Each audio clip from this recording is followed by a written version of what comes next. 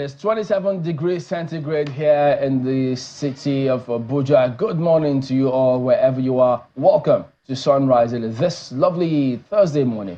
You know, I thought it was Friday at the end of the day. I'm Chamberlain, so glad to have you. Who can blame you, Chamberlain, if you think it's Friday? I mean, when you look at how the rains poured last night, you would have thought that the morning would be cloudy, but no. It's bright and sunny. And here we are, your daily dose of sunshine. Good morning and welcome. I'm Maokwe Ogun Yusuf. Well, Amaya Makinde, good morning and welcome to the show. Today is the 24th day in the month of October 2024. Yes, 24/10/24. Day to remember. Yep. So for many, it will be a day to remember. For those who've been kicked out, discharged. It's the word they use in the city. Not as rock solid as this rock, but is this decision strong enough to pilot the affairs of the economy to where you would like it to be? I guess time will tell. Well, this is what it is. This is the iconic Zuma Rock, somewhere around Zuba, on your way to Suleja, marking the border between Abuja and Niger State. This very iconic rock. I think depending on where you are, you can say that this is the back shot of this rock. And unlike every other structure that you can put a date to, we don't know since when this rock has existed. As a matter of fact, it's been there for many years. So you see the view now turning to the side. And then who knows, you might be able to see the front, where it is said that a human face, if you look at it very clearly, you might just be able to make out a human face of this rock. Yeah, from this rock. You know how it is when you're looking at tiles or terrazzo? Yes. You still have it. And you can make things out of it. Yes. Optical illusion, probably. Yes. But can this be one of such?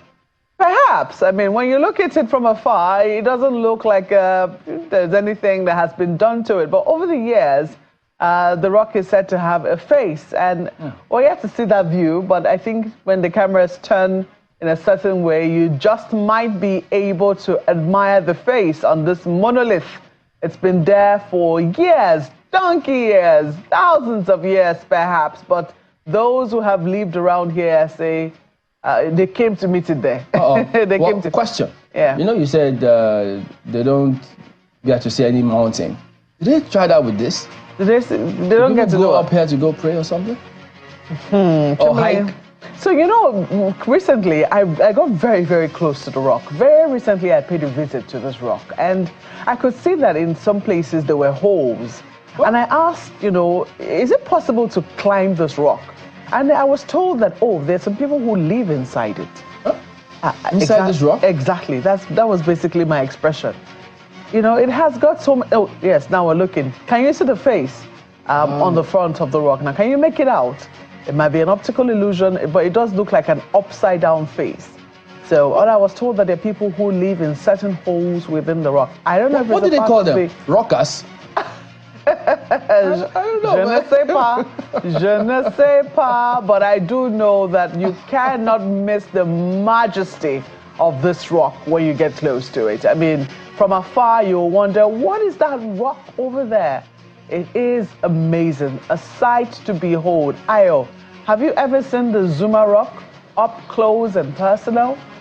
Well, I've seen it at a distance, as many Nigerians have, you know, but what the most outstanding thing so far that you've said to me is that people live inside it. Where is the entrance?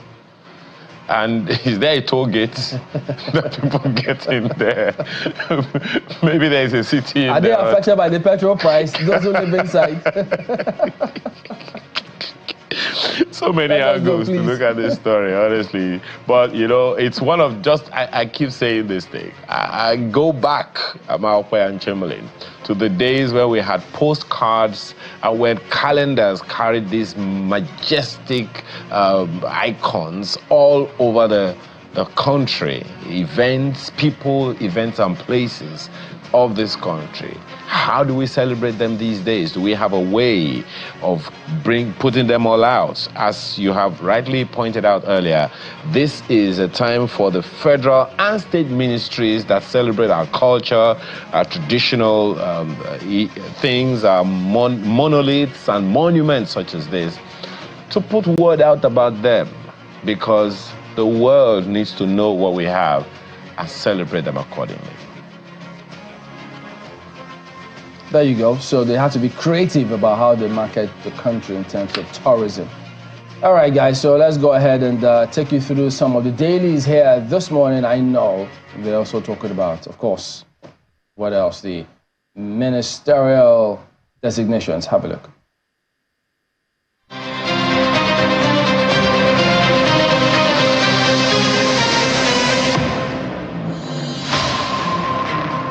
As would be expected, there are different sides to the cabinet reshuffle by President Bola Ahmed Tinubu this morning on the front pages of the papers. Let's begin with the Nigerian Tribune. 429 days after, Tinubu rejigs 49-member cabinet. And it's quite a load right there on the front page in the riders. Details you'll find on page 3. Of course, the pictures also give you some idea of those that are coming in and those that have been dropped. Front page of Daily Trust, Tinubu sacks 6 ministers, appoints 7 others, reassigns portfolios to 10. Cabinet still overbloated, according to CSOs. Lean government workforce will cut wastes, according to an ex-PAMSEC. Will resist attempt to scrap Niger Delta Ministry. Find the details of that story on page 4. That same story is repeated almost the same way on the front page of the Vanguard newspaper. Tinubu fires 6 ministers, hires 7 new ones in cabinet rejig. Stories on page 5. Names Bianca Ojukwu 6 new ministers, redeploys 10, appoints Shehu Diko, chairman National Sports Commission. Buhari's ex-minister takes over Labour, SGF, HOS working on merger of ministries. All of these you find on the inside pages. Business Day, Tinubu appoints 7 new ministers, reassigns 10, sacks 5. Ojukwu Oduwole make lists. Ministry of Regional Development, National Sports Commission emerge new ministries. Find the details on the inside pages of the paper. This Nigeria, why Tinubu fired 5 non-performing ministers, ex-education, women affairs ministers, Maman Ohanenye allegedly dropped for controversy in varsity board's constitution in discipline, respectively. Reassigns 10, appoints Ojukwu's widow, 6 others, scraps Niger Delta Sports Ministries, merges tourism. The details on the inside pages of the paper. Blueprint newspaper is an angle to it. Clark rejects scrapping of Niger Delta Ministry as Tinubu drops Tahir 4 other ministers. It's mad change in nomenclature. NDDC remains, according to Idris Momo. Maiha heads new livestock ministry. Buhari's ministers Dingyadi Dare return. Yewatda replaces Edu at humanitarian affairs. Bianca Ojukwu, 5 others in. The front page of the Guardian newspaper is a little cautious. Cautious optimism over Tinubu's reshuffled cabinet changes. Details you'll find on page 6 of the paper. If you look at the front page of Daily Independent, mixed reviews trail Tinubu's major cabinet reshuffle. Others.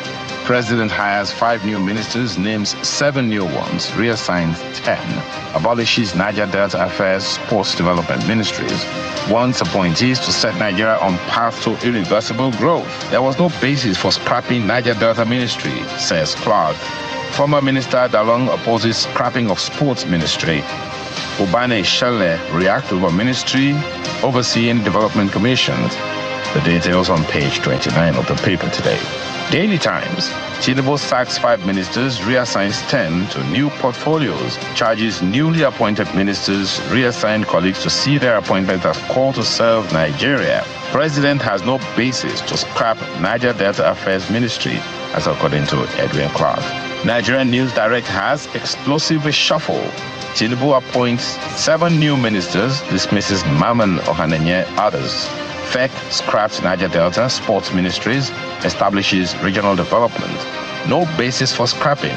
Clark rejects dissolution of Niger Delta Affairs Ministry. Ono Omokri commends Tinubu's appointment of Ojukwu as Foreign Affairs Minister. The details of that story you'll find on page 13. And these are the front pages of some of the papers today.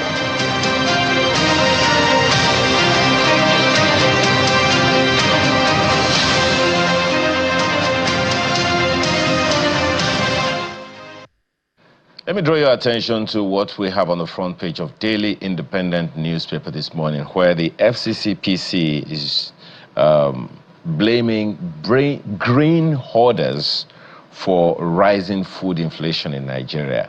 Make of that what you will, but if it's as important as that, and the federal government agency is pointing attention to the fact that those who hoard brains are partly responsible for food inflation, I think it is something that we should give attention to. So then, what do we do about it?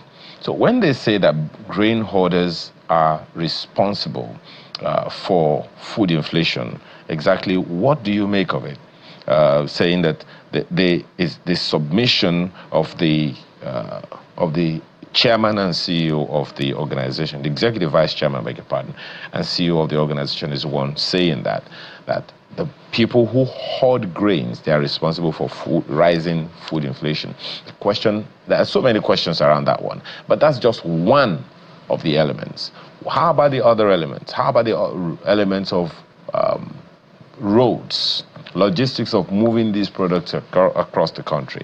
How about the costs of transportation of food? Back in time, we heard that it was the rail lines that moved food and allied products from the north to the south. I remember that I have used those trains for that purpose before. So what happens to those ones? So how do we address this? I don't know if Chamberlain or Malkwe have an answer to that.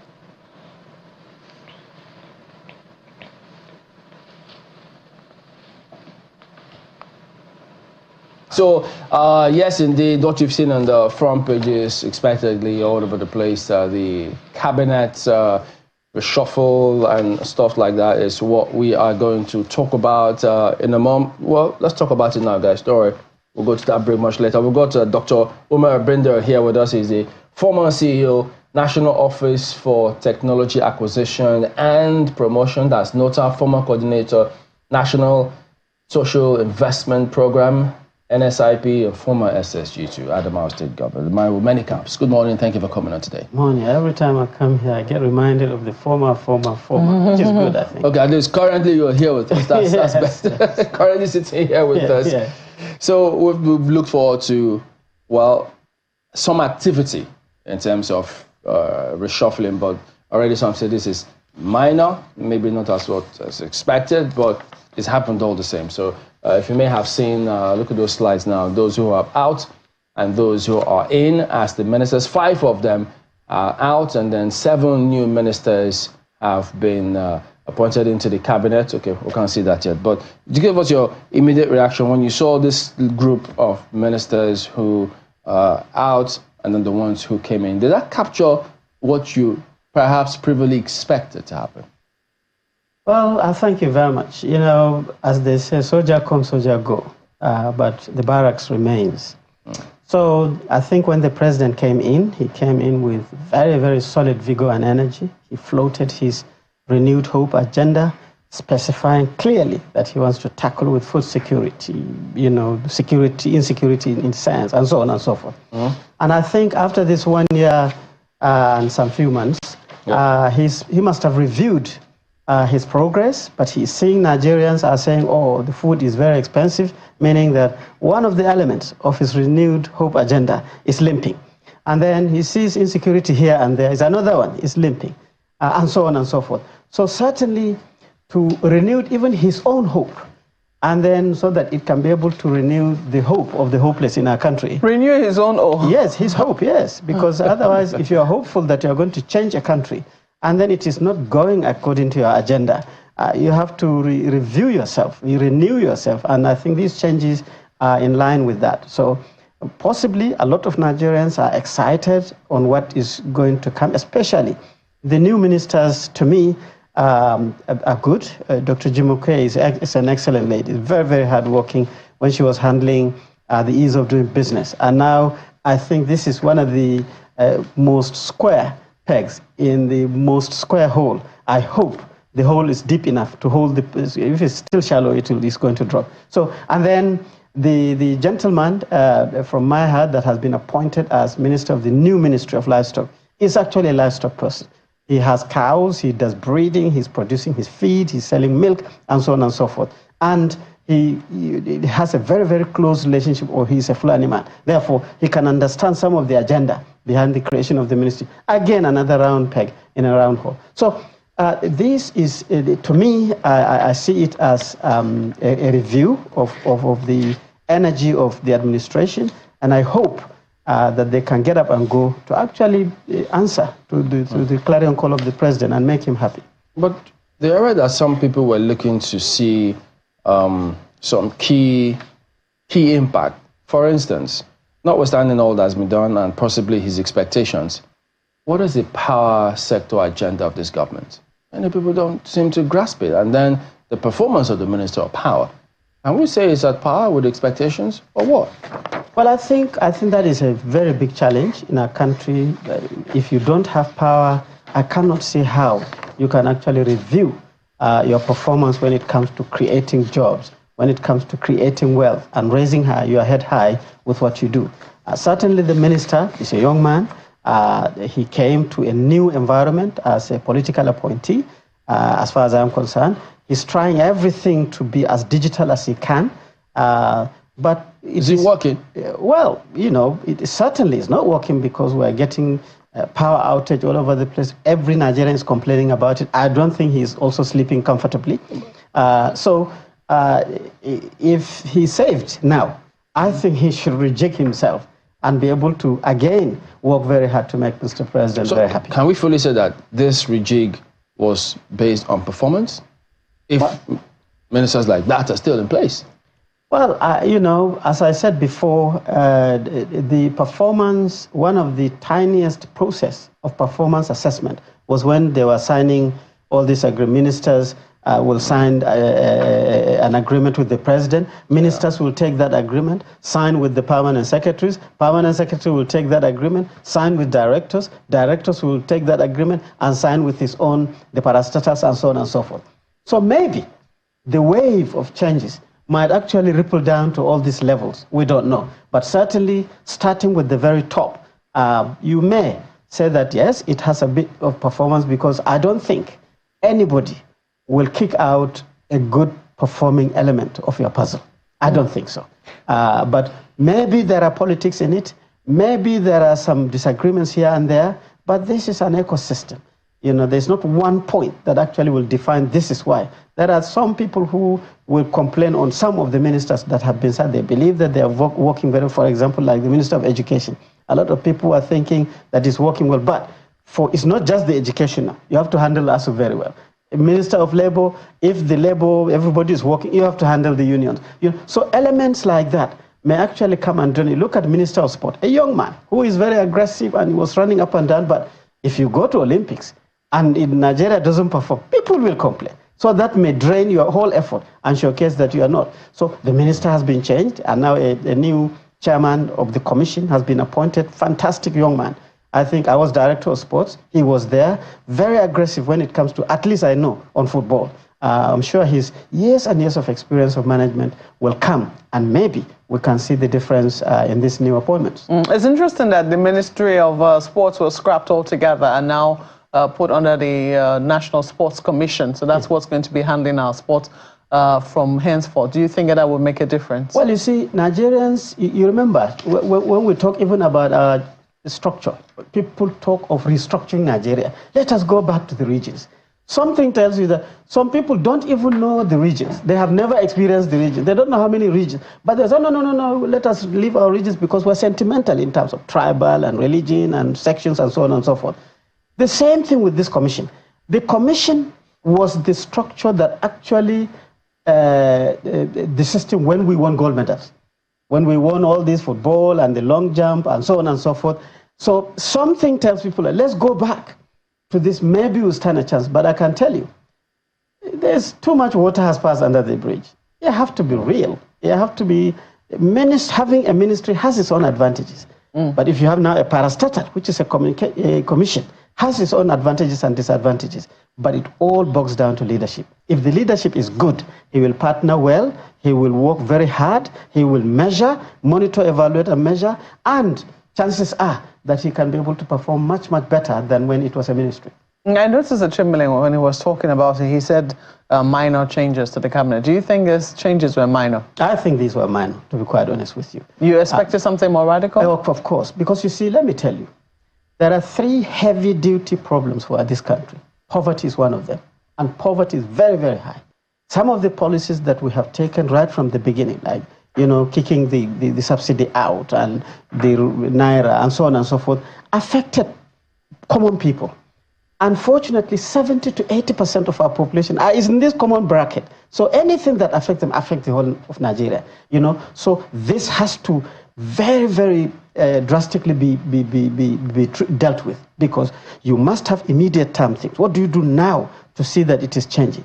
Short term is 2 years, you know. What do you do so that in 2 years people are clapping for you? Medium term, 4 years, 1 election cycle, and long term possibly when you get a second tenure.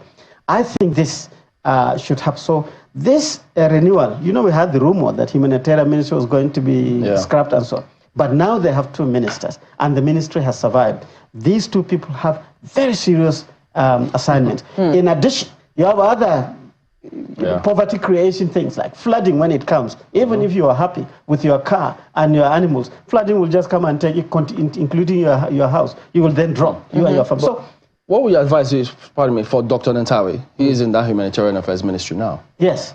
Yeah, to me, for him, is that first of all, fighting poverty has changed from the primitive way you just go here, you share things, and you clap for yourself, blankets, kekena paper, and so on and so forth. First, he must be able to be a data person. Second, he must be able to be a partners person. Don't be a true-to-type party person. You don't like this governor because he's PDP or he's ABGA and so. He must be able to synergize with the subnationals. He must be an outgoing person. He should not be an office person. He should every day be able to be seeing in the community, seeing things for himself. 4, use a lot of young people. These are people who have energy. They don't mind to sleep in a rural community without a hotel.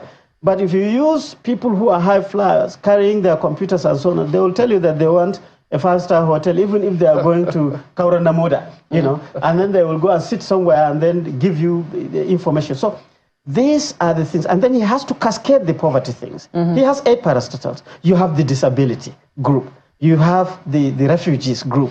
Then you have the generic poor and vulnerable groups. And then you have to not just identify these people, do something creatively to be able to lift. Creating jobs through skills building, through advancing credit, must be part of his agenda.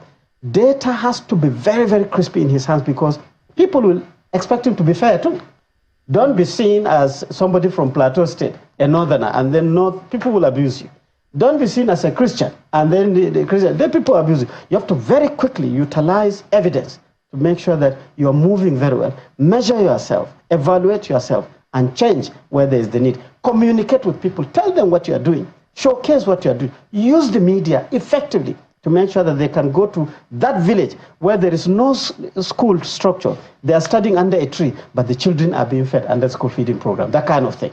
You know, so he has a lot of work to do. He certainly does. You know, Chamberlain raised the controversy about the Minister of Power and how, at least some people will say he's done some controversial things. Band A, Band B, and bands in general, you know, came under his own administration, so to speak. And some people will say, well, at least, you know, like it or not, at least there's been some talking around him. What do we make of blue economy?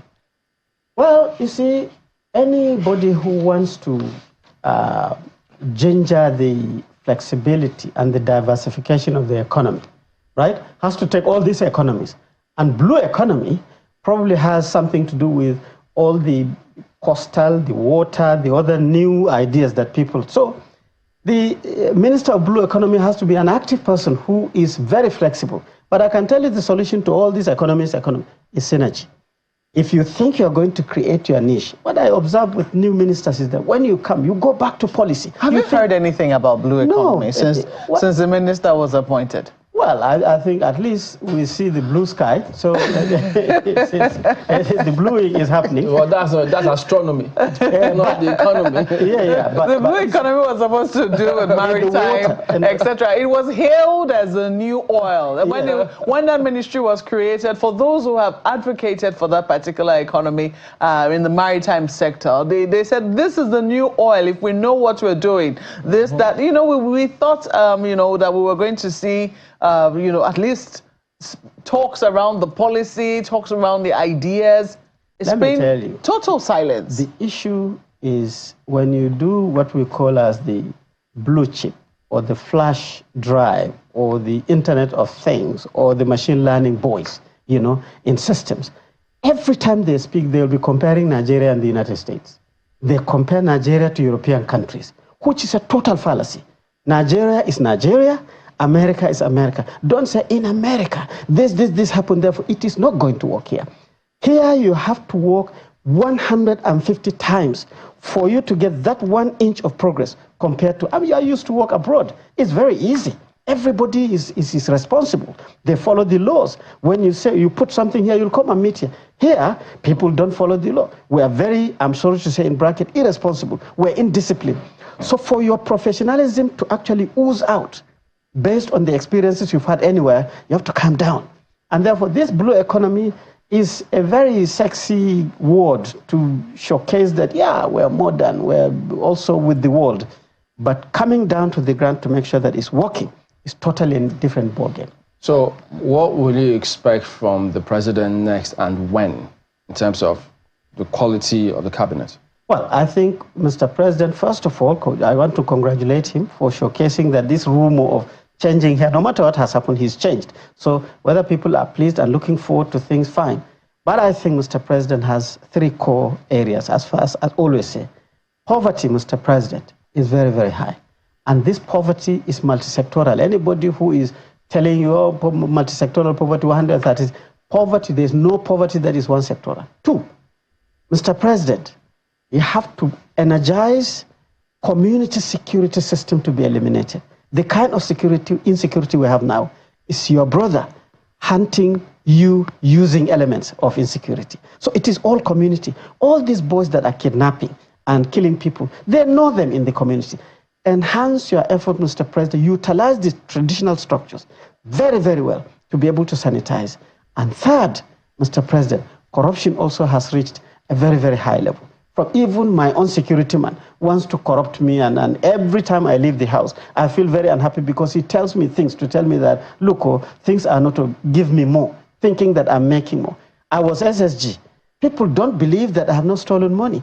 It's very annoying. I was also a head of an institution. People thought I had opportunity to carry things. So they expect you to steal money? The culture, yes. So in fact, that is why I went to one of the institutions, the culture parastatal. I was telling the guy, I said, look, don't concentrate on these idols and artifacts and dancing and all these. We know all these ones. We are experts of our tradition. In fact, we are so traditional that we are constantly fighting on it.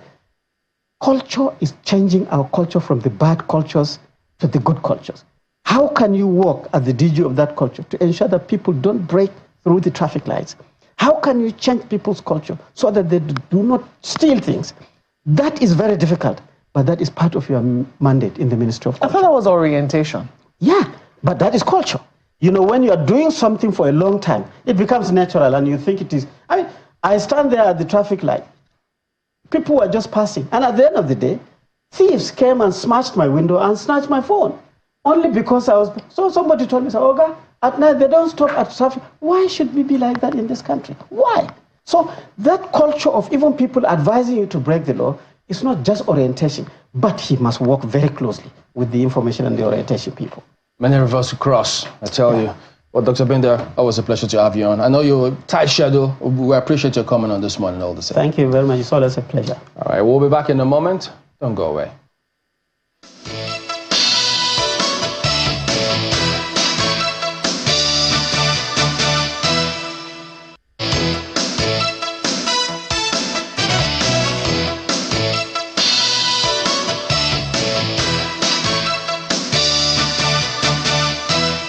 Much ado about the cabinet reshuffle. Olala Akonde joins us next. Good morning and thank you for coming on today. Good morning. So for you, does this meet your expectations? Well, I think that we have to find a balance because I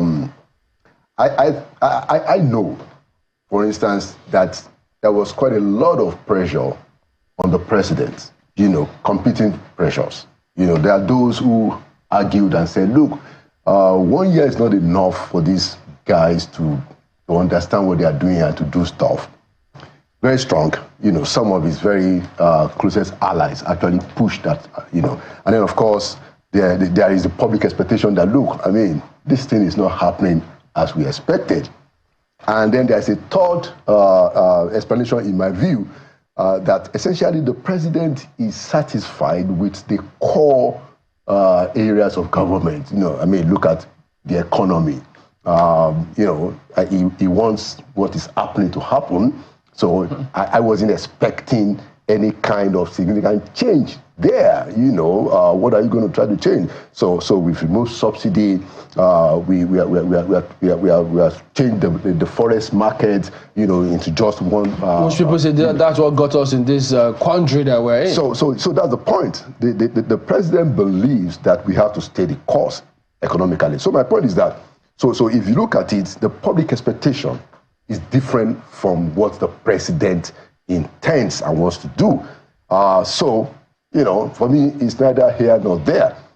There are some very good new ministers that have been proposed, and for me, the first one is Dr. Jumoke Oduwole, a very brilliant, somebody who has been on that problem for at least 7 years.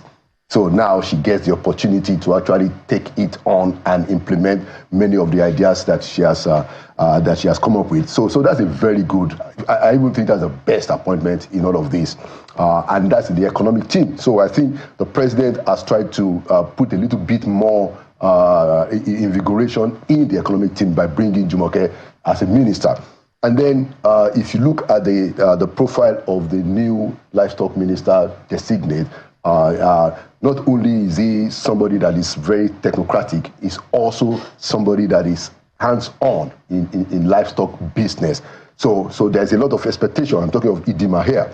There's also a lot of expectation on that side. So I would think the president has barely just done more than 50% to meet expectation, but I think it should have gone further. For instance, I'm not sure that there is sufficient justification to keep Matawale on the job with all the noise and the allegations that were tendered by a sitting governor. I have heard the explanation that, those allegations are not true. The question is that who made the investigation? If a governor, a sitting governor of this country, says that this is what this minister is doing, this minister is supporting banditry, this minister's hand is in all of this, we need to have a public review to tell us this is what we find, this is what is right, this is what is not right. For the public to review it? No. There has to be a communication. It's not just enough to say that, I don't think, those allegations are not true. No, who investigated it? Well, I spoke with him, so he was the opinion that if they had any proof whatsoever, take it to the authorities. Well, let the authorities investigate it. Yeah. And so if anybody, that's the point. Let them take it there. That's the point. Are there being that investigation? Look at the case of Beta Edu. At least we know that the matter was referred to EFCC.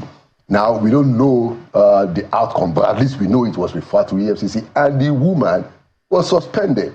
Okay, so to have a cabinet reshuffle and Matawale is still there, we don't have a formal explanation. But she was not the only one that was mentioned. There were some other persons who were mentioned there who are still ministers. So what do we do about some of those? For the former Minister of Humanitarian Affairs. Yes. So do we need the proper public review? Yes, of course, you are right. It's not only Beta Edu that. Of course, there was the Interior Minister who also had a very clearly, a tumultuous time trying to get away from it. But I think he survived by some other factors. So yeah, that's true. What about power sector and blue economy. So, and those are the places where you will expect that there could have been more, Matawale in defense, Power, Adilabu, and then the thing about blue economy is that, and we have to say this, the people who designed the ministry, who came up with the idea of a blue economy, they had somebody else in mind to be the minister for blue economy. So I think we have to give the person who eventually, who gets it, you have to give him a little bit of time to sort it out. It will seem to me, and even if those people were there, generally it's a new thing. I'm not sure whether 1 year is enough for us to now begin to see the fruit of the blue economy. Well, he doesn't even talk about it. That's the frightening thing. Yeah, the communication is very poor. Yeah. The communication is very poor, and that's why I brought the idea that, look, this ministry, some people brought up the idea of this ministry. We all know that somebody else was nominated publicly for the ministry, and then at the end of the day, it was changed. So, we can't say that we don't know what is happening. Is it a placeholder? But all the same, I'm not sure that 1 year is enough, really, for something new. The point is that, is there a direction, is there a strategic approach, and then is there a direction, are we getting close to it, or are we just marking time? Should the president relinquish the Minister of Petroleum, which he holds? Well, he has decided that he wouldn't, but I think he should, because, look, the boss, again, talking about that, and thank you for bringing that sector, the boss is that even these ministers don't even see, Eperepe and Lopebita, they don't even see the president. That's the boss in this town. They don't even see the president. So it goes back to the question of coordination. The coordination is still something that the president needs to pay attention to. Now, he has rejigged his cabinet. Like I said, you have to give him a pass mark. He didn't go as far. But he has to also deal with the question of coordination. Look at an example. EFCC wants to arrest Yahya Bello. Now, the question is it EFCC that wants to arrest Yahya Bello or the federal government of Nigeria? If it is the federal government of Nigeria, how is it that other agencies, DSS, for instance, police, who are around the governor and the former governor, cannot work together with EFCC? That tells you that there is you don't have an enforcer. The president does not have somebody who does the work of enforcement, who should have called all of them to a meeting and said, look, what kind of embarrassment is this? You guys need to get this thing done. It's not there. So the president needs to look at his coordination. Look at the economic management team. What work are they doing? Do we even know whether they are meeting? What is the work that is going on there? There's no coordination. The vice president is excluded from the economic management team. So the president has done the cabinet reshuffle, but he needs to sit down and sort out the question of coordination. Ayo. Well, thank you, Chamberlain and Malcolm. Let me begin, from this angle, and it's a question that's been on my mind since the announcement was made about the cabinet reshuffle. How much of the decisions, the changes made by the president, would you say, are influenced more by politics than by performance? And how significant is that? Okay, well, that's a good question. One doesn't want to, mention too many people's name and all of that. But if you notice, there are two former ministers, okay, who have been reassigned and technically demoted, okay. There's the new Minister of State, I think, for Finance, and I think the new Minister of State for Investment. Both of them were substantive ministers before now. Now they have to become ministers of state. So I think that must be a reflection of the fact that the president was not impressed about their performance, but he still felt that they can still be useful. So give them a second chance, but in a demoting capacity. So that might be a question of why is that so and all of that. But that tells you something about the fact that the president did certainly have a KPI. The boss in this town was that as soon as the president came back from his vacation, he met with Adiza Bala, Usman, who was the one coordinating it. So there's a bit of merit there. But also, if you look at the politics of this, you will notice that in Kano, there is now, I mean, Ganduje has taken a little bit more influence, you know, because the minister that was taken away from Kano is actually the minister that Ganduje did not want in the first instance. It's the president's man, and the president has chosen to sacrifice the guy. You know, I think he was in housing and development. That's politics, you know. So I don't know whether I answered your question. So yeah, so you will find a mixture of politics, you will find a mixture of some merit, and like I said, you know, Jumoke Oduwole is clearly merit in my view. Very thoroughgoing. Dr. Alausa, you know, who should have been the Minister of Health before Bill Gates came in with the idea that, look, let's have somebody like Pate as minister. It's now gotten his own full substantive cabinet, you know, in education. And I expect him, you know, based on his experience from the US, to also bring some bright ideas in education. That also, I think, to me, is something, is a very good appointment. And then Netanwe, that's politics, but I guess he's also a good guy. He has a PhD. That was the guy that ran for governor in Plateau and lost to PDP's Mufwang. Now, he has gotten the big ministry, which is humanitarian. That's a very big deal. We must thank the president that now that ministry, first of all, is not cancelled. We've had a lot of rumors that they are going to take it off. Good decision not to scrap that ministry. And we hope that Netanwe, you know, can actually get the job done. That is one big area that addresses the problem of poverty. And poverty is a big deal in our country. With the reform that is going on, we need somebody in that ministry who understands the urgency of the work. And, you know, there's a lot of hope that Dr. Netanwe might be able to get the job done. That space of performance, let's leave the politics for the politician, Mr. Akode. Now, still in the space of, you know, the performance, you talked about coordination, but I want to talk about collaboration. Now, what Nigerians want is how these decisions of the federal government, of the president in particular, affect them directly, one way or the other. Now, each of these ministers is from a state, and one way or the other represents one state or the other. So I'm wondering, in the areas of strength of each state or region, how do you see the ministers collaborating with the state authorities, the authorities in the subnationals, to catalyze development so that they can come directly to the people? Because the challenge that we have been talking about on this program, Chamberlain, Maupe, and I, is that we need to activate the states. But it would seem like the states are just like maybe some governments on their own that do not want this kind of collaboration. Without this collaboration, I'm not sure how much development you think can be possible. From your experience, what are the challenges of the government, the ministers collaborating or partnering with the states to catalyze development for the country, particularly from their individual states? Yeah, well, you know, I see the logic and the logic of your question that, you know, federal government has to collaborate with the states in a lot of issues, especially just like you said in your first question, the issues that are important to the people. And what are the issues that are important to the people? Today, poverty, and then human capital development, health, and education. Okay? Now, in all of those capacity, areas, the state themselves have a responsibility.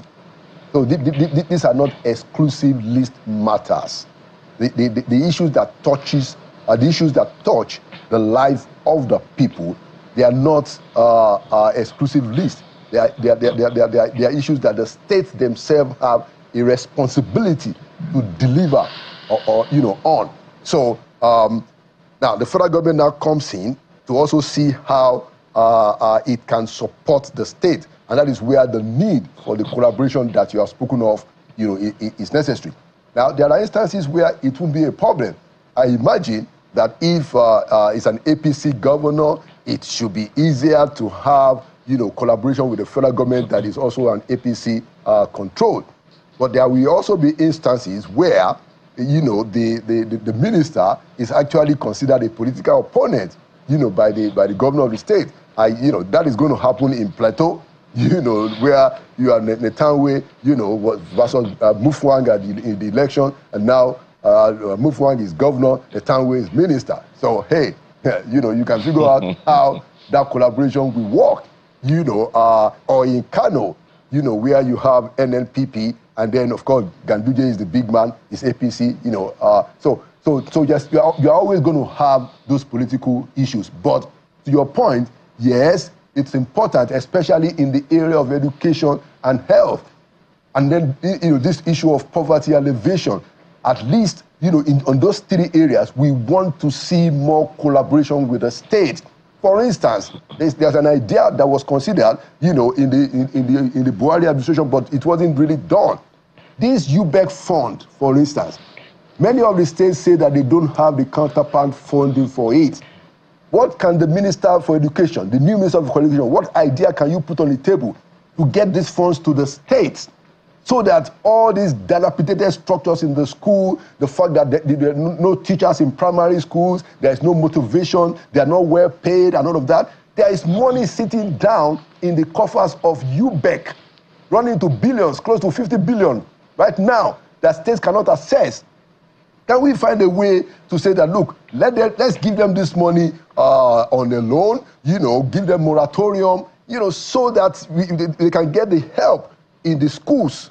So this kind of collaborative stuff is what can deliver to the people. And then in the issue of the prices, food prices and transportation, states can also work with the federal government to solve the problem, to be able to move the farm produce from the farms to the market in a way that you don't have the cost of transportation. If it's done by a regular business person who wants to make money, you can cut off that big cost. If the state work with the federal government to say that, look, let's arrange a way to move this produce from the farm to the market in a way that can bring down the cost. So you're right. There are many areas where states and federal government can collaborate.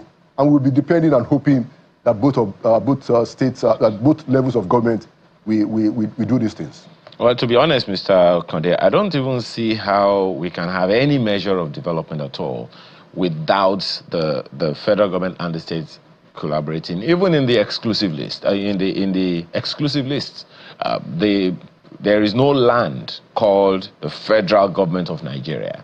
The oil that we drill, for instance, is resident in certain states in the country, and we need to find a way to, at least find the middle ground for some collaboration to get them there. But I'd like you to, you've cited some examples. I'd like you to cite the example of the Trade and Industry Ministry and the Agriculture Ministry as well, because minor, nano, micro, small, medium, and enterprises, these are the places where people operate, and these are the sectors that drive any economy in the world, and Nigeria is not excluded from that list. What are the challenges that you see that the micro, small, and medium enterprises are having, that the Minister of Trade, for instance, might be able to intervene in? Of course, they all reside in the states. Maybe, again, we talked about the states. And then agriculture. There is hardly a state in the country that doesn't have anything to do in the area of agriculture that can fast-track food security in the country. So what do you see happening? What kind of KPIs do you think should be set for these two particular ministers in order for us to have results and that will have direct effect on the people within the shortest possible time? Yeah, I mean, thank you. So in the area of industry, trade, and investment, I think there's a lot that can happen. And you are right. There is we can't have any good governance if there is no effective collaboration between the federal and the state governments. That's why we have the National Economic Council, where there is coordination of the economic activities of the country. So in the area of industry, trade, and investment, that is where you have the MSMEs. That's where you have SMEDAN. That's where you have BOI, Bank of Industry, and a lot of other development financing agencies that can help businesses. The first KPI clearly is to be able to make, financing, how is it that small businesses can get money? Don't forget that, we've had the idea of what do you call it, trader money, and it was to say that, look, how do you get money in the hands of the lowest people in the ranks in the trading? So there's a lot that can be done between the federal government and the state government to close the gap of the qualifications, how people who are in MSMEs don't have access to funding. That is so critical. So POI can be helpful, SMEDAN can be helpful. There's a lot of money there. The industry minister can even attract a lot of development partners to do that. There is the MSMEs clinics that are started under the Buhari Oshibajo administration, something that was quite spectacular. That can be deepened. In the area of agriculture, we've said it. How can the federal government help the states, to reduce the prices of food? Essentially, how can they support farmers to improve their yield? Federal government don't hold land, except the one in Abuja. You are very correct about that. So if they work with the states, if the Ministry of Agri thinks that, okay, look, our job is, since we don't have land, our job is to calibrate a process that can improve the agriculture of this country. But it is very doable. Was that project really spectacular? Giving people free money like that, no collateral, because now they're not any better. Well, no, the question is, these kind of people don't have collateral. No, what I meant was just giving monies like that. I mean, how has it improved their lives? It was just money at that time. No, but nothing significant. It did improve their lives, just that one time. The problem is that it wasn't sustained, and it wasn't supposed to be. Is it sustainable just to be giving them money? No, but it wasn't free money. It wasn't free money. Well, what was it? As a matter of fact, in the investment sense that we know, I mean, it wasn't free money. It was a loan, and you see, if you pay back, how many paid back? Well, about half.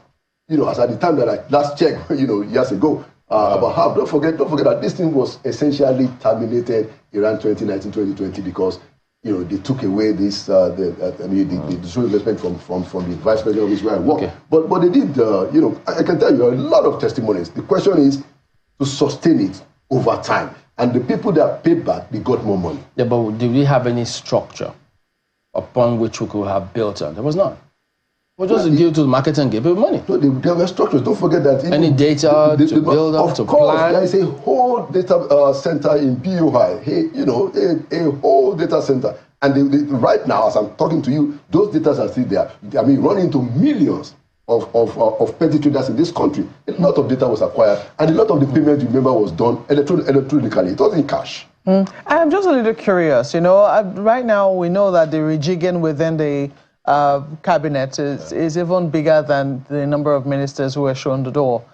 Ministers have been moved around. I think about 10 of them have been moved around. And that certainly changes the color of the cabinet and maybe how ministers will feel. How do you think the first FEC meeting will go? I mean, we don't know what their appointments, we expect that there will be no hitches in the National Assembly for their confirmation. Well, how do you think the first FEC meeting will go after the president reconvenes? Well, I mean, at least they will need one more chair. Because but there are 7 more. 5 removed? 7 new. Yeah. And then 6 removed if you add Beta Edu. You get, if you have Beta Edu, it's actually 6 that have been removed. So first of all, they will need one more chair. And then we have to look at the configurations of the states.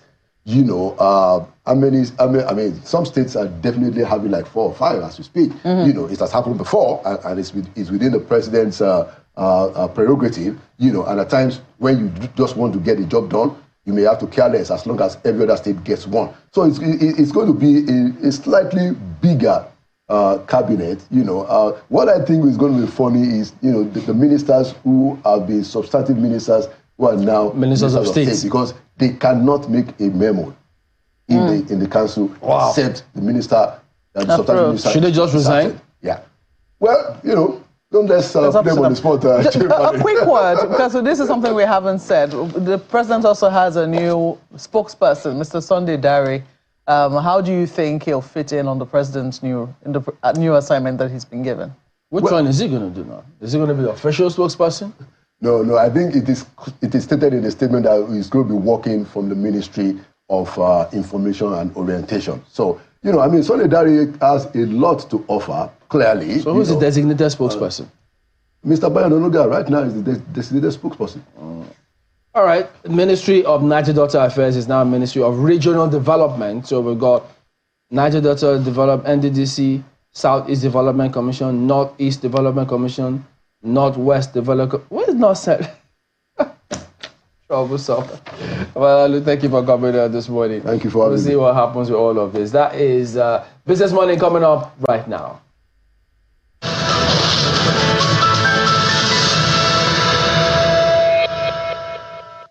Hello, welcome. It's another day in the last full trading week of October. I hope your portfolio is in profit and maybe you're beating inflation and currency weakness, hopefully. But let's get to the top stories that set your agenda now. We see oil prices have climbed around 1%, reversing some of the previous session losses as Middle East tensions kept the market on edge ahead of the U.S. presidential election amid expectations of strong distillates demand in the fourth quarter.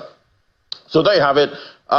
Big 1% jump there for Brent, $75.73 a barrel. While on the flip side, WTI, that's the U.S. grade, $71.59 a barrel. That's down as an exchange of heavy fire between Israel and Hezbollah heightened supply concerns. That's why we see that jump for Brent. Oil prices have gained nearly 4% so far, helping to trim last week's losses of more than 7%. All markets are trying to rebound from last week's steep sell-off, according to analysts, when concerns of weak demand and an oversupply may have caused an overreaction in prices. We know how investors can overreact, sometimes, and that's why we saw that big 7% drop for oil last week.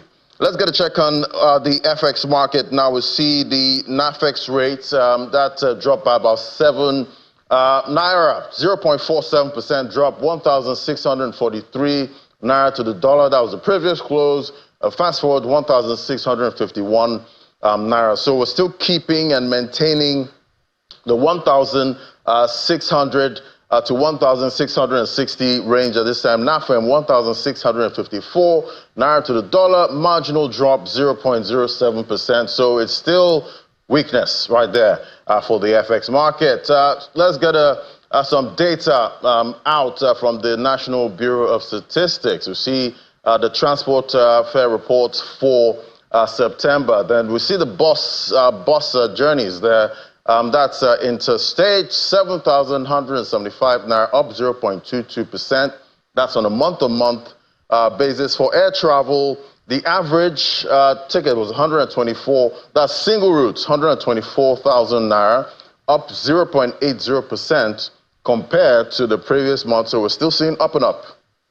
Then for the cycles there, that's popularly known as Okada, 532 naira, 1.48% is a bigger move up. That's when you compare it to the previous month. Then for the waterways, the average price for a trip, 1,468 naira, 1.30% up. So transport fares on a month-to-month basis, they're up. That's for the intra-city. I think that was down that's on a year-on-year basis.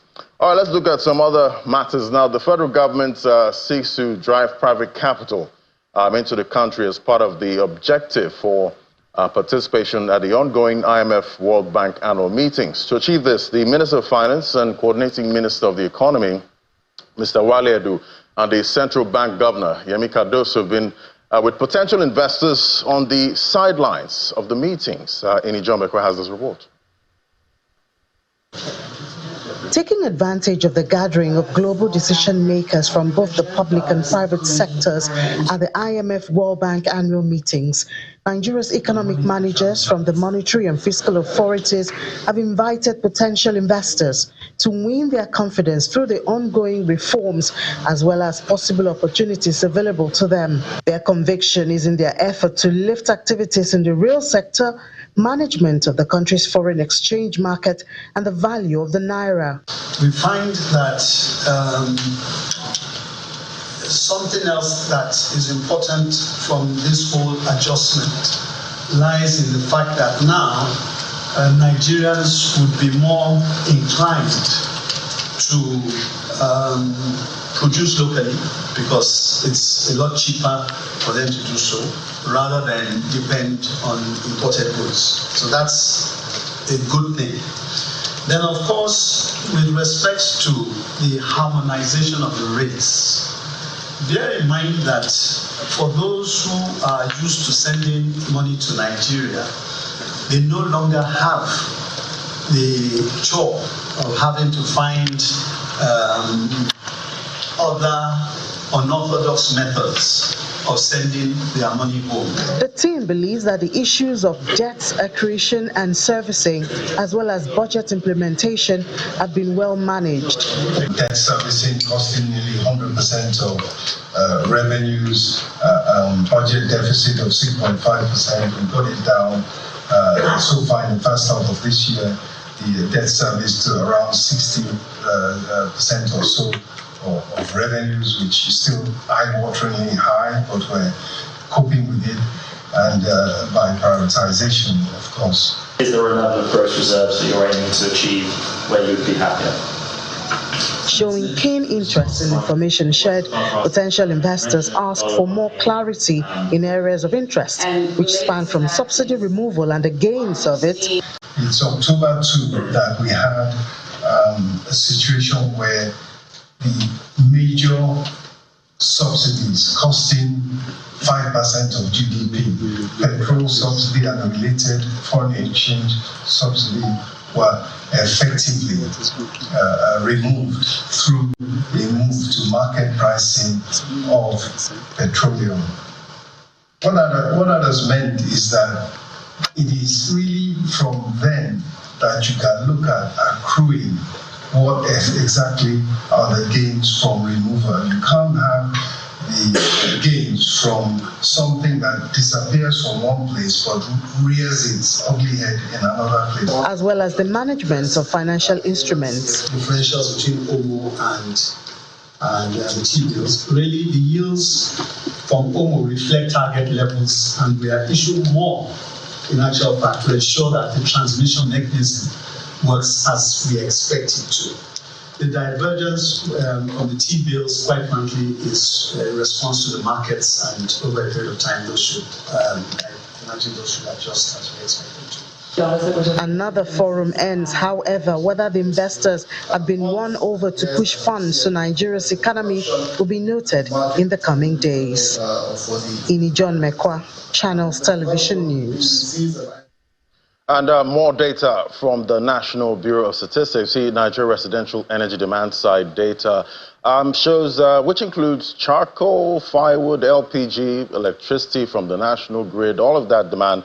The data shows fuel wood contribute about 40.7% of households purchased fuel woods, and charcoal, that's about 64.7% of households. They cut the wood used in charcoal production. Then for LPG, about 19.4% of households use LPG. That was in the last 30 days. Then for the grid supply, about 58.2% of households are connected to the electricity national grid supply. Well, join us to discuss prospects for Nigeria's energy transition process. We have Mr. Demola Ogunbanjo, the President, CEO, Owando Clean Energy Limited, joining me right here in the studio. It's great to have you. Thank you, Larry. So looking at that data, you know, we've all been talking about energy transition, a just transition, you know, for Africa. And we have, organizations like IRENA saying that we have to ramp up investment when it comes to renewables. So looking at, Nigeria, presently, how would you describe our transition process? Have we made some level of progress so far, in your opinion? Absolutely, we have.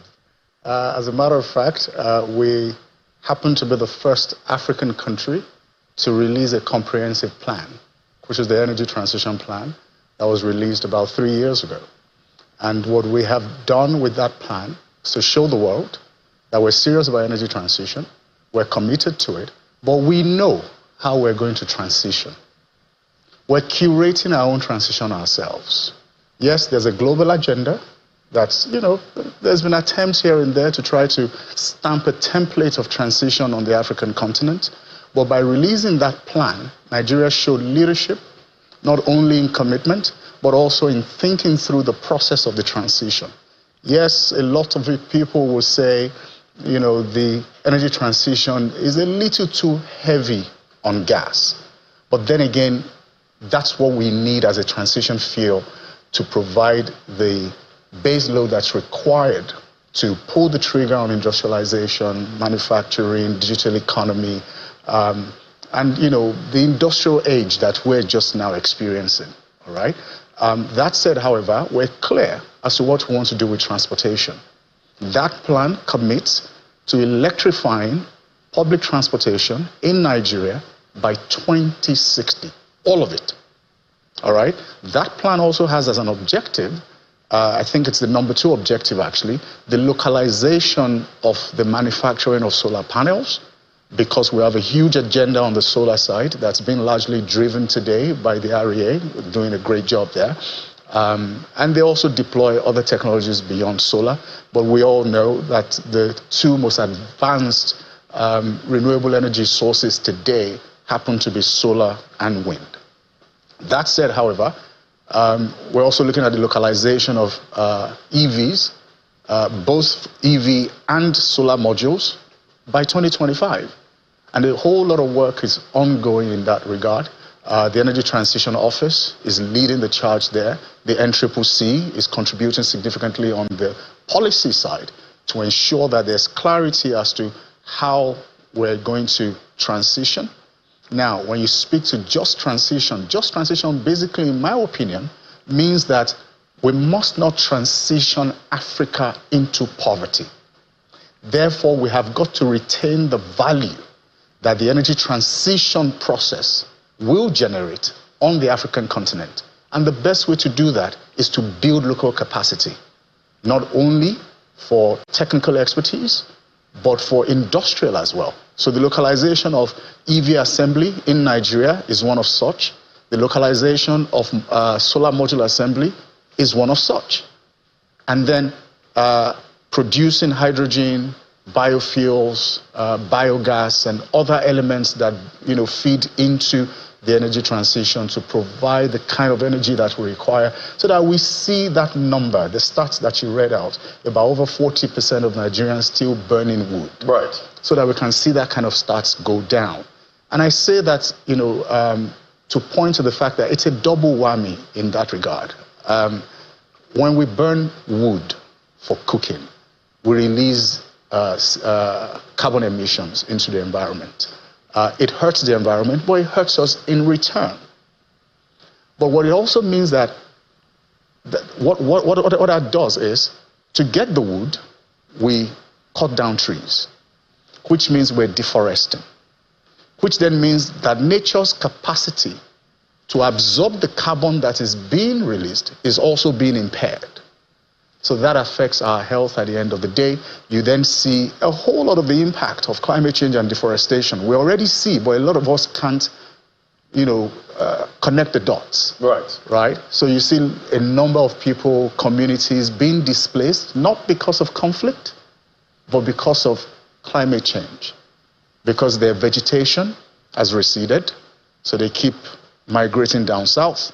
Some of the issues you find between the herdsmen and farmers, right, is due to foraging, okay? Leaving the north, coming down south for foraging, okay? And that's a function of climate change. And quite a lot you've unpacked, there, definitely. But at the end of the day, we're seeing Nigerians have to pay a lot when it comes to energy. Shout out to the Band A, customers, all those, having to, drive their cars with fuel over 1,000 naira, per liter. So looking at what's playing out right now, how much of a risk is a cost of living crisis? We're seeing what's happening with the currency, right now, even though solar panels were cheap in the global market, but coming in here, it's expensive. So how much of these economic headwinds is putting a span in the wheel of this transition process? We can't ignore the impact of the foreign exchange volatility. What it's done to our purchasing power, primarily, because we're net consumers, right? What I mean by that is we import most of the things that we consume. And in a situation where that is the case, it means the dollar becomes a commodity in itself. So Naira chases the dollar. It's basic demand and supply principles, right? You have limited supply of dollars, and then you have, somewhat outsized demand. So we go after the limited dollars that's available because we want to import what we consume. That puts us on the back foot. And that points to the first point that I made earlier. We have got to build local capacity. We have got to consume locally. So even when it comes to energy transition, the sun is here. We don't have to import it. Right, thank God for that. What we need to import today is the technology to convert the sun into energy. But what we need to import is not necessarily the panels that convert the sun to energy, but the technology, which is the know-how. Which means what the private sector and the public sector must do is work closely together to build that manufacturing capacity and capability locally. Because if we do assembly, it's a start. But assembly means I still import components, paying dollars for the components, and then putting the components together here. It cuts out some cost, reduces, the price somewhat, but it doesn't take away the larger challenge of the fact that we're still net importers. So whatever it is that we do for this energy transition, we must not repeat what we have done with the oil and gas sector, where we would, drill for crude, export the crude, and then import gasoline. We've seen the effect of that. We continue to see the effect of that. Now that we must not repeat with the transition program. We must build local capacity to take away all these issues. Even when it comes to, commodity items, whether it's food, whether it's clothing, whatever it is. If you do not produce locally, you will continue to import. But in that whole, process of, getting to produce, sometimes you just need to supplement with a couple of imports. But we've heard, I've heard complaints about duties, at the ports, still, driving up the price, when it gets to the end consumer. So what kind of conversations are being had and, slashing some of these duties for some of these sensitive materials we need for renewable energy? Oh, no, so the federal government is doing a whole lot of work in that regard. A lot of us do not know this, but whether it's solar panels, whether it's electric vehicles, whether it's charging infrastructure, or even some of the complements of CNG rollout, all of those items are currently VAT free. And you also have the opportunity to apply to the federal government to get a waiver on duty to encourage importation for now. But what must happen is as we build local capacity through manufacturing, then we must go back to tariff for imported goods. Or else we'll have a challenge with allowing that local capacity to thrive. Everybody recognizes the fact that China has a higher level of efficiency when it comes to manufacturing, not only in comparison to Africa, but the entire world. All right? So if we continue to import from China, particularly if we do so without duties being paid or VAT being paid, because those elements fall under the energy transition program, then it means that we will not build the local capacity that is required to then drive, the kind of scale that we need to see. Recognizing that most of the funds that we are going to spend on these projects anyways, we're going to borrow. So look across the African continent. You will see different PV infrastructure projects designed for different regions across the continent. And if you put a number to it, Africa will spend north of $50 billion by 2030 on PV infrastructure alone. And if current trends continue, 90 to 95% of all of that money will find its way to China in exchange for solar modules and other components. So we have got to retain that value on the continent, and the best way to do it is to build local capacity for the supply of the things that we require. And that's the only direction to go. All right, and definitely we've heard from most organizations in the renewables sector saying you need to ramp up investment in renewables right now, but they've also talked about not leaving Africa, behind when it comes to these investments, because Africa just accounts for about 1% or so, most of those investments. But, putting aside the issue of corruption, financial mismanagement, do you think Africa can somehow make this funding on its own? We can fund our own way. I'll limit it to an individual so that we can understand this and connect with it. If a group of people, group of friends, have an agenda to see the world, travel the world, and some of them are, they have the money, they're ready today to go, and some don't have the money, they're not ready today to go. You can lean on your richer friends and say, let's create one pot. I'll put my little, you put your much, and then we see the world together at the same time. But if your richer friends are not that responsive, then you can say, you know what? We'll create a different schedule. You guys go now. I'll save up for my own trip. And I will go on the trip when I can afford it.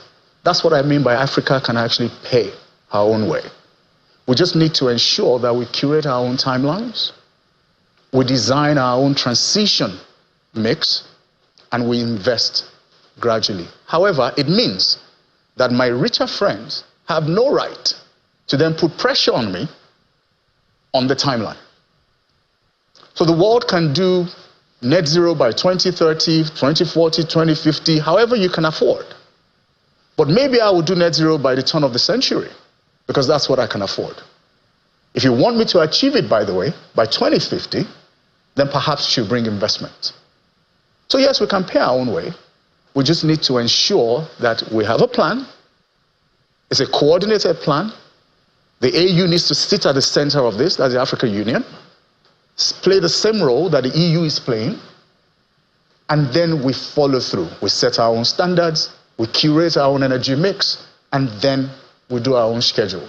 We know our timelines.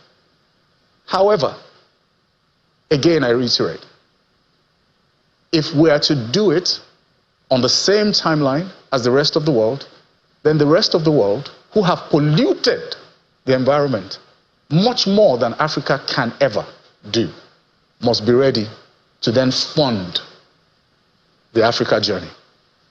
Fantastic. Well said. Let our rich friends carry most of that burden. But thank you so much. It was great having your perspective, Mr. Demola Ogunbanjo, President, CEO, Owando Clean Energy Limited. Thank you, Laddie. Thank you so much. It's a pleasure being here. And we're hoping for a cleaner world, definitely. Look forward to it. All right, so we'll take a break now. When we come back, we'll get a check on what's playing out in the commodities market. That's in a moment. Just stay with us.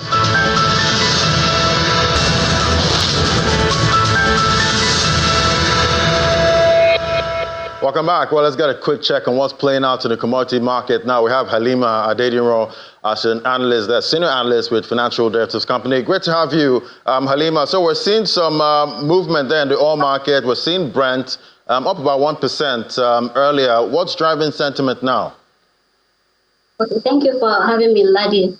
As I said earlier, the prices in the Middle East is becoming more intense than what the market expected in the beginning of the week. We see that there is an airstrike by Israel to Iran, and this the move by the U.S. to douse the tension of the spillover of the conflict in Lebanon as it's a gridlock. So that is increasing the fear or concerns of traders in the global market as regards the supply of crude oil in the global market. And apart from that, when we look at the demand side, the U.S. data that just came out recently showed that the economy stockpile of crude oil increased much more than what is expected. And as we all know that U.S. is a large consumer of crude, this is giving trader a kind of reduced expectation in this demand side in the U.S. economy. So that's why we are seeing fluctuation in the price of global crude oil.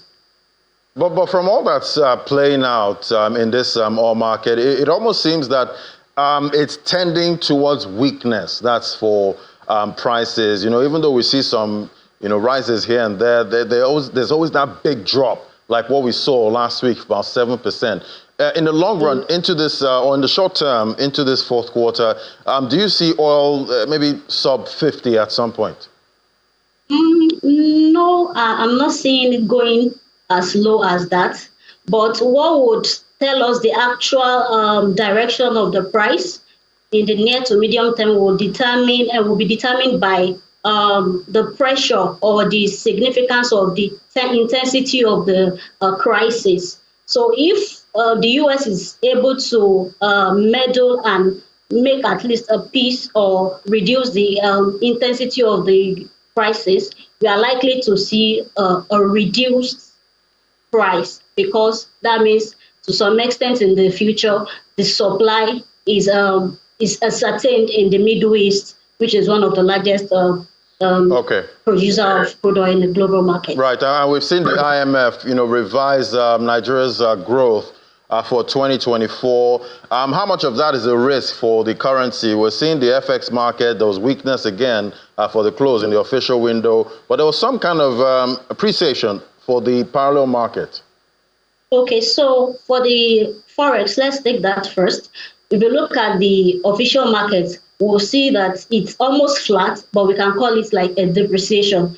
But in the parallel market, there's an appreciation of like a naira to a dollar, which can relatively be called flat as well. So if we look at the data that was released recently, the H1 Forex inflow in Nigeria this year increased by about 45% to $8.9 billion, just because there is high interest rate. We have high interest rate environments now, and is increasing portfolio investment.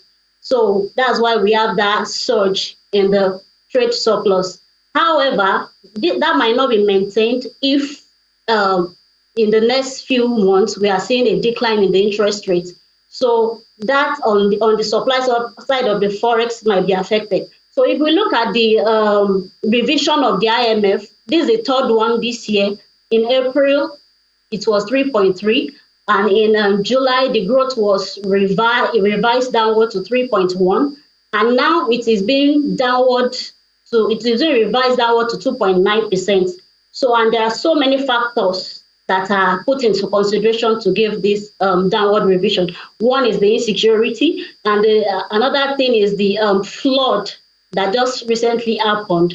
So it's going to, the body is saying that it's going to affect the supply and the ample agricultural produce that is meant to reduce the high inflation environment.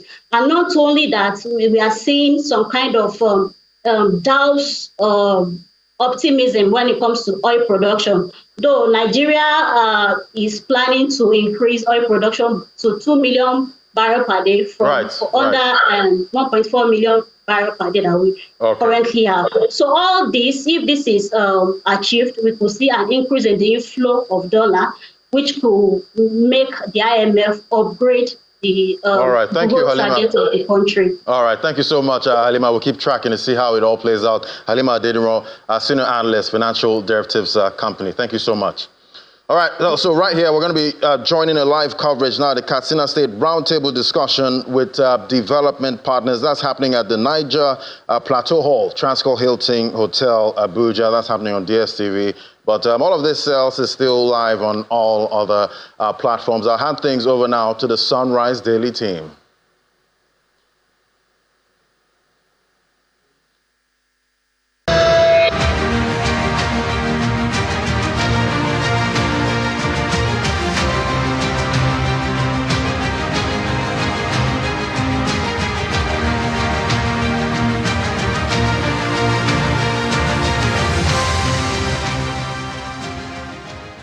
All right, welcome back. Well, just some messages coming through now. This one is from Law Alpha. He says, if the reshuffling of federal government ministries does not cascade down to drastic reduction on cost of running the government business, then it is needless. Still wondering how the ubiquitous Women Affairs Minister Barrister Uju K. Ohananya was laid off.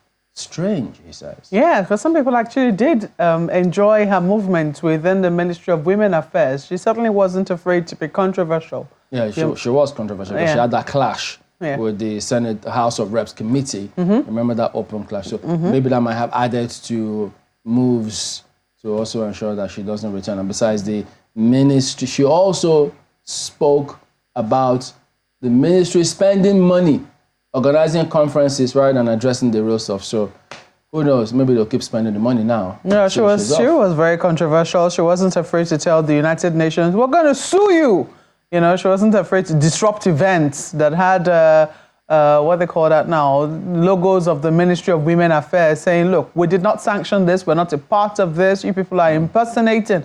I mean, so the corruption fight back. And then remember that very controversial, but also very sensitive case with the Speaker of the Niger State House of Assembly, where 100 late girls, I don't know, adolescents were said to have been married or were going to be married, and it was something that the Minister of Women Affairs intervened in, and it wasn't looking very pretty. She did say they were going to investigate because the Speaker then of the Niger State House of Assembly insisted that those ladies were not underage.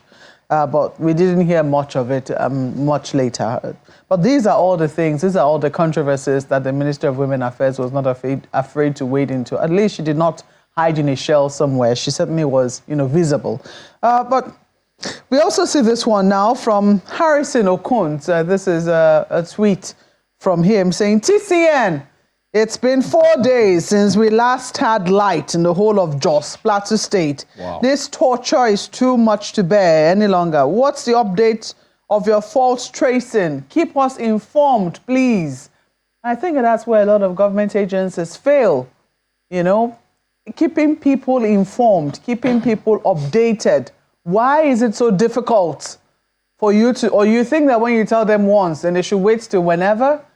Every single day you need to say, "We're still on it. Please bear with us." Because, Chamberlain, in this season where electricity first, if you're on band A, you're paying so much more. And then if you have to run your generator, are you going to be using petrol at 1,200 to run a generator? Well, it is the unfortunate scenario that we see with government agencies. But these same government agencies are very, very active if it has to do with punitive measures against businesses or companies. They are very sharp and aggressive. If it goes to do with tax, they come after you. If it's to seize your goods at the port, they come after you. If it's to harass you on the roads, thank God for that court judgment for Abuja. They would have still been harassing people in Abuja by now. So the VIO says they're fighting back. Well, I think it's certainly a matter for the FCCPC to look into.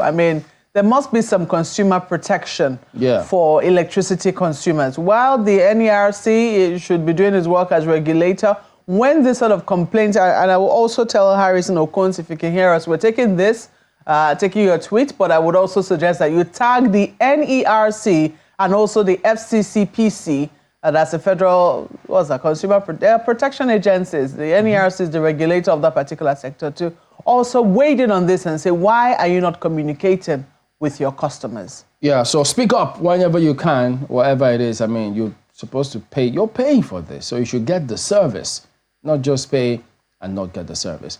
Well, let's head over now to Ayo. He's got the next item lined up. Ayo. Well, thank you, Chamberlain. Well, thankfully, Harrison's message came in about 12 hours ago. Let's hope that the power has been restored. However, so Harrison, if you're listening, and anyone around that place, if you're listening and watching, or anyone that's having that issue, send us a message now at Sunrise Daily Now on X. Post to us and mention us or whatever. And let's know how far so far if power has been restored. And that's perhaps in a sense part of what we're talking about, performance, so that Nigerians get what they call dividends of democracy. Dr. Olusoya Awoson joins us this morning in the studio. He's Executive Chairman, Center for Ethics and Civic Values. Thank you so much for joining us this morning. Pleasure. Well, one of the issues that is on the burner, of course, is the ministerial reshuffling that the president carried out. What do you make of it? How significant do you think it is? How much impact do you think it's going to have? How expectant are you? Well, I think as a team leader, if you observe that you need to think out with your team, there's nothing bad about it. But I think what I always want to say is that when you are also bringing in new team members, it must be people who are bringing specialized knowledge that can help in one particular area that you have observed that, oh, this area we need to beef up and all these things. You look at it, for instance, I'm happy about the inclusion of Dare, Sunday Dare, because no doubt about it, the present configuration in the media setting there has been very weak, lacking creative focus, and require emotional attachment to people and being empathetic in communicating with the people. And I think that coming in with his experience, his disposition, his knowledge, I think he will be able to help the government in that area. But there's no government that can deliver on its promise without the active support of the citizens. The citizens, if there's, I was reading a report very recently about social trust in this country, and the barometer was that nearly every institution of government in this country has lost. The people have lost hope. Nearly every. There's no that degree of believability that can make Nigeria get committed and be hopeful. I cannot say that people should just show perseverance. They must know what they are expecting. They must see the light that, okay, at the end of this tunnel, this is what is going to happen. And when you are like we are now, we're in the midst of extreme hunger and poverty. You know, the media team must also realize that. So when they speak to the people, they must know that they are speaking to people who are living not on the level of human beings, but rather on a very harrowing. They are living with harrowing experience. So you must communicate with them in that perspective. But I've not seen that in all this. Somebody was saying that the president can rule from anywhere, where he can go to wherever. The president cannot tell you to say that one. So with the coming of Dare, but in the area of economy, I was expecting that something will be done there. Yes, I was expecting something more than just bringing a minister of state, because the economic team, all that we hear from them is a romanticizing idea about market forces and there. There must be local response. Why do you have tertiary institutions here, research institutions and all these things? Papers are being churned out every day in the university. I expect them to bring people together from that area. This economy, the Minister of Finance and all this, it is not. You cannot just be gallivanting on television and say that reeling out figures and all these things. People must say that you are researching and you are updating your knowledge. You don't think that they are researching? They may be researching, but what is the impact? What is the impact? The measure of any intellectual work is the contribution it can make to the society. You are not just a professor because you are a professor. You are a professor because the work of your hand is imparting to society. Are you getting me? Where is the local response to what is? We have been talking of agriculture and agriculture. My apologies. When you say local response, exactly what are you talking about? For instance, if there is hunger and starvation, people, ordinary garis out of reach, and it has been so for more than 1 year. Am I lying? Is that a responsibility of the federal government? Is that look? I'm just asking. It is the responsibility of any government. The aim of any government. No, because you're talking about ministers. I'm just trying to make sense. The aim of any government is the welfare of people under execution. Food comes first on the table. I get the point. The Yoruba will say that. Just a second, Mr. Dr. Osa. When you're talking about the federal government, you're talking about federal ministers. Okay. And you're talking about, market response. I understand it. Yeah. So what exactly is the issue? I'm just trying to make sense of it for the Nigerian. Yes. What's the price of food got to do with the policy of the federal government? I'm just trying to make sense from your perspective. When you have very few products, and 10 that ordinarily should go around 5 people, and 20 people are running after that 10 products. What do you have? 20 people are running after that product. So there is scarcity. So of we food. need to increase. We need to increase. Okay. We need to increase production. Okay. So isn't that something that one would have expected? Capacity. Well, isn't that something that one would have expected that, you know, particularly the state government, because that issue is something that the federal and particularly the state government. I'm not sure that the federal government has a dairy farm, for instance. I agree with you. Yes. That you cannot exonerate the state and the local government. Yes. But the budget for the federal ministry, is it for jamboree? It's not. You must also. You can only account for the budget. You're talking about. Let's be focused on the conversation. You're talking about market forces. That's what I'm trying to get so that we understand and we make sense. What I'm saying is that their response to the economy deprivation of Nigeria is all built around market forces. What I'm saying is that we have had enough of market forces. Market forces is made for man. Man cannot be made for market forces. What is your local response?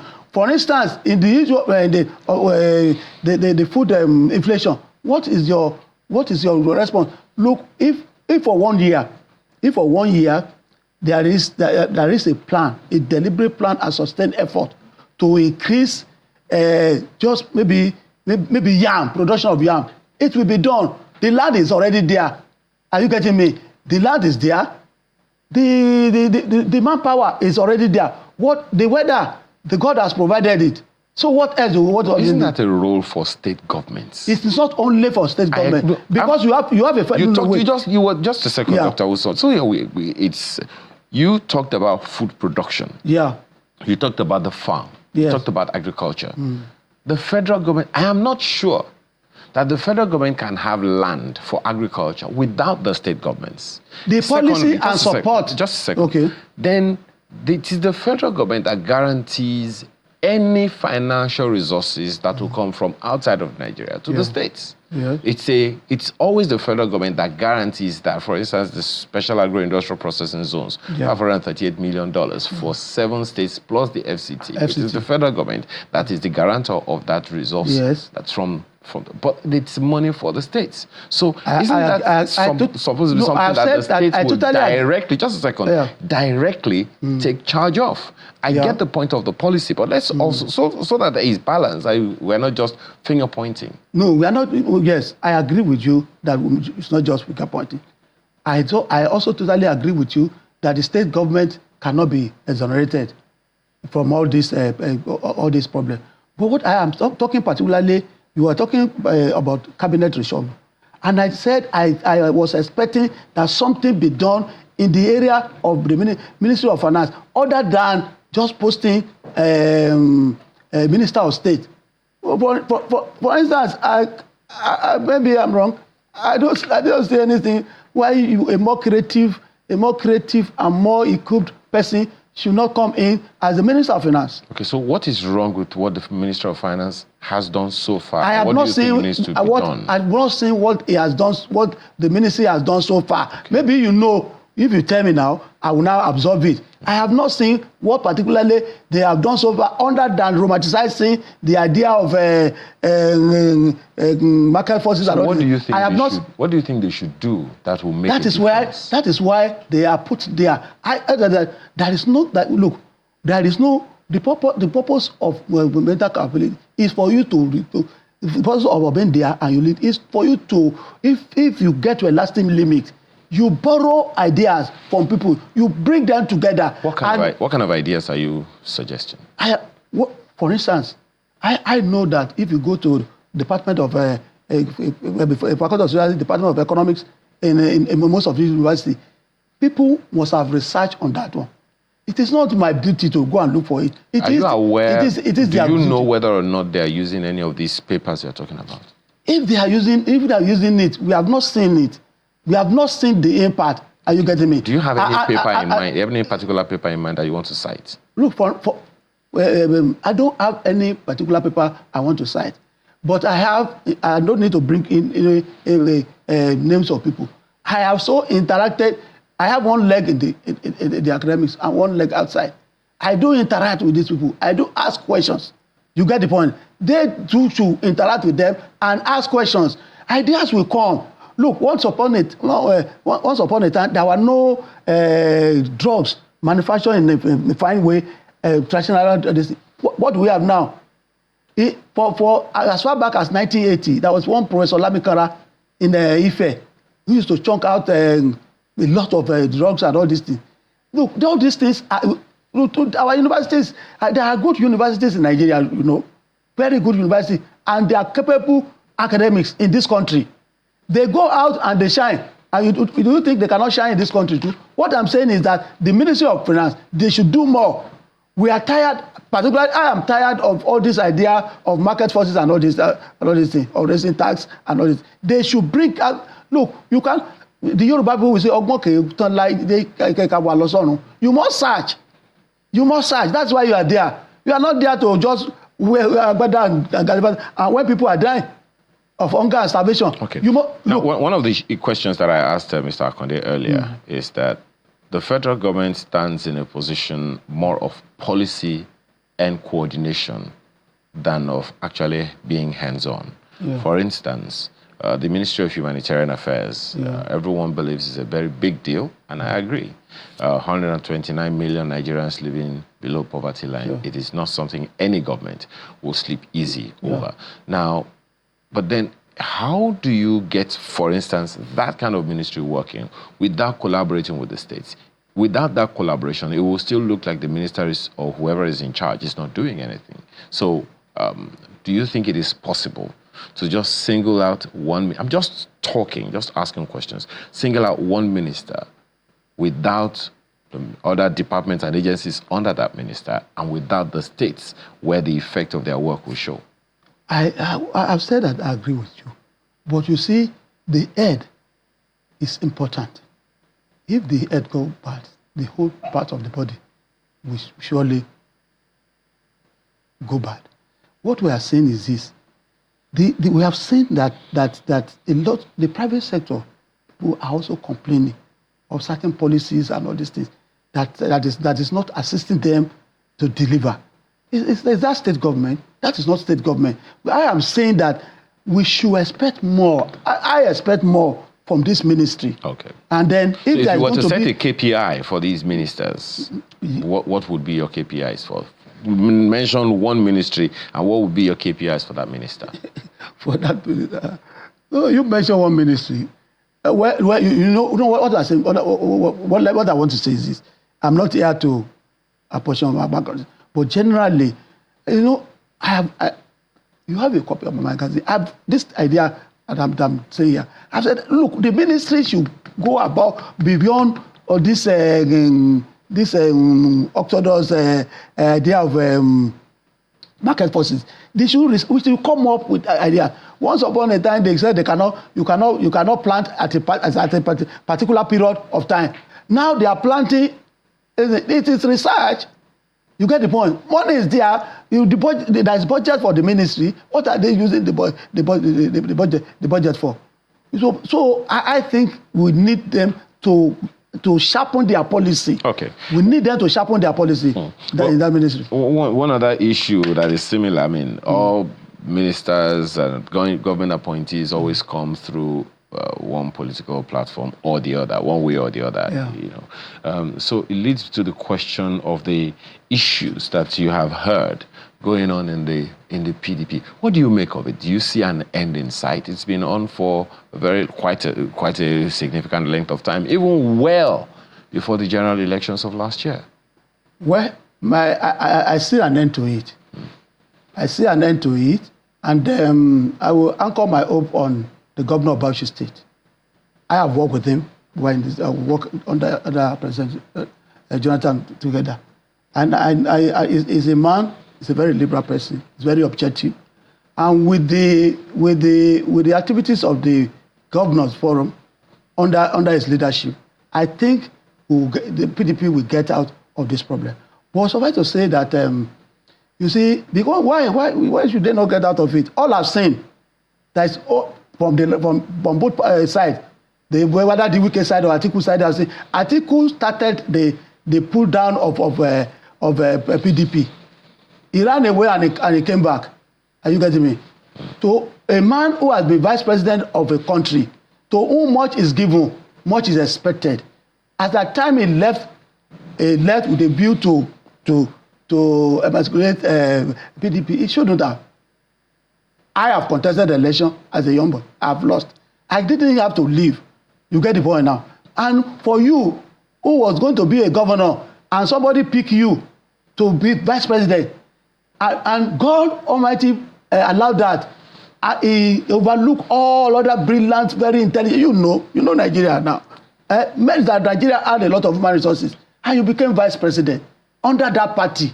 And you see this, you have to go and Google all that he has said about PDP. And today now you are gathered as an elder. Every elder must not abuse their eldership. To whom much is given, much is expected. So he deserves what is getting now. But the other man too, Wike, we will fight with this, you fight with that one. How many people are you going to fight with?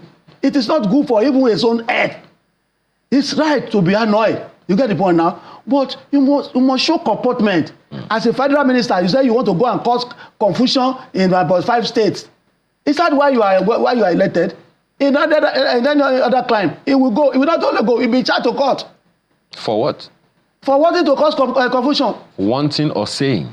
For saying that it will cause confusion. Well, as concerning saying, I remember late Governor Keredolu said that's what they call political gunshots. They just say things that they are not going to do.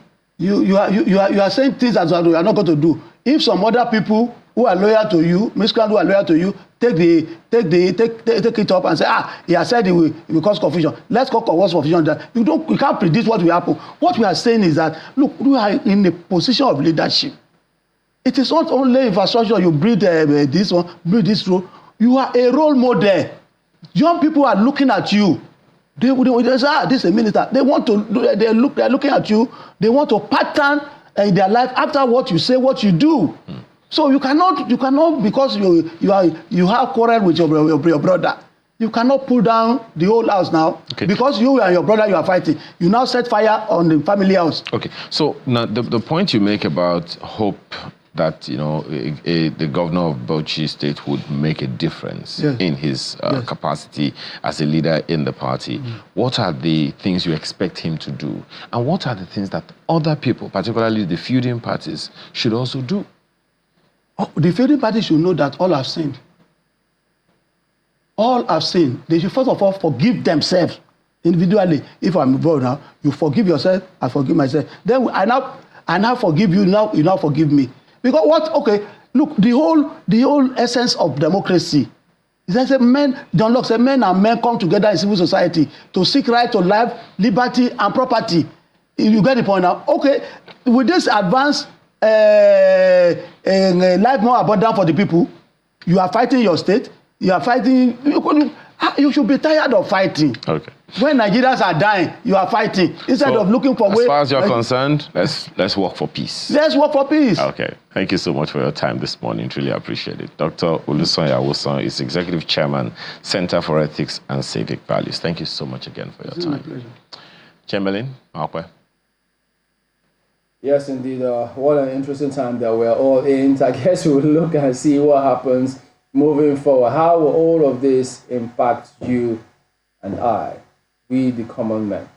All right. Thank you for watching. We'll see you next time. I'm Chamberlain. Goodbye. Well, here's hoping you have a wonderful Thursday. I'm Mark Belgrin Yusuf. Akwe, did I hear Chamberlain say he's a common man? Anyway, that's a matter for another day. Amaya Makinde, have a beautiful day.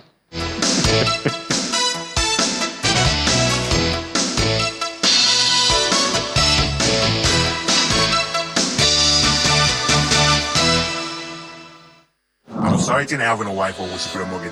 And I'm Sonny Martel. We are here to tell you about our newest, more